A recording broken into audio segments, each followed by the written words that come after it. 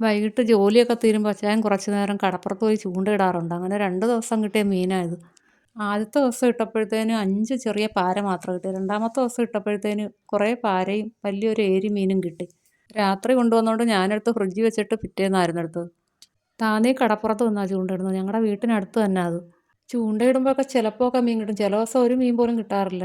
കടലിൽ പണിക്ക് പോകുന്നവരെ അവസ്ഥ മിക്കവാറും ഇതൊക്കെ തന്നെയാണ്. ചില ദിവസം കിട്ടും, ചില ദിവസം കിട്ടത്തില്ല. ചൂണ്ടയിടുമ്പോൾ ഇടയ്ക്കൊക്കെ നല്ല മീനൊക്കെ കിട്ടാറുണ്ട്. തെരണ്ടി, ഉടുമ്പ് സ്രാവ് അങ്ങനെ പല വെറൈറ്റി മീനൊക്കെ കിട്ടാറുണ്ട്. ഈ പാരയെല്ലാം പിടിച്ചെടുത്തത് സബക്കി ഉപയോഗിച്ചായിരുന്നു. അങ്ങനെ ഞാൻ പാരയെല്ലാം കണ്ടിച്ച് കഴുകി കുറച്ചെടുത്ത് ഫ്രിഡ്ജിൽ വെച്ചു നാളത്തെ കറിക്ക്. അങ്ങനെ ഏരി മീനും കുറച്ച് പാരയും കൂടെ തേങ്ങ അരച്ച് കുടമ്പുളി ഇട്ടൊരു കറിയും വെച്ച് ചെറിയ പാരയെല്ലാം എടുത്ത് പൊരിക്കുകയും ചെയ്തു.